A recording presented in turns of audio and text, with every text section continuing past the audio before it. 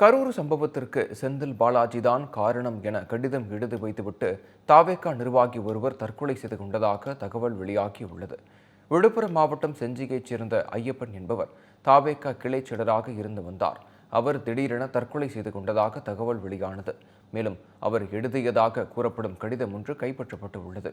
அதில் கரூரில் போலீசார் உரிய பாதுகாப்பு வழங்கவில்லை எனவும் செந்தில் பாலாஜி நூதன முறையில் நெருக்கடி கொடுத்ததாகவும் தெரிவிக்கப்பட்டு உள்ளது. ஆகவே கரூர் சம்பவத்திற்கு செந்தில் பாலாஜி தான் காரணம் எனவும் அவரை கைது செய்து சிறையில் அடைக்க வேண்டும் எனவும் அந்த கடிதத்தில் வலியுறுத்தப்பட்டு உள்ளது.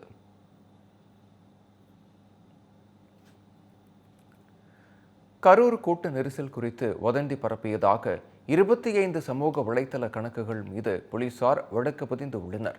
கரூர் கூட்ட நெரிசல் சம்பவம் குறித்து சமூக வலைதளங்களில் சிலர் வதந்தி பரப்பியதாக கூறப்படுகிறது. இந்நிலையில் பொது அமைதிக்கு பங்கம் விளைவிக்கும் விதமாக வதந்தி பரப்பியதாக 25 சமூக வலைதள கணக்காளர்கள் மீது போலீசார் வழக்கு பதிவு செய்துள்ளனர். மேலும் அச்சுறுத்தும் வகையில் வதந்தி பரப்பினால் கடும் நடவடிக்கை எடுக்கப்படும் என்றும், சிலர் பரப்பும் பொய் செய்திகள் மக்கள் அமைதிக்கு பங்கம் விளைவிக்கும் வகையில் அமைவதாகவும் காவல்துறை தெரிவித்துள்ளது.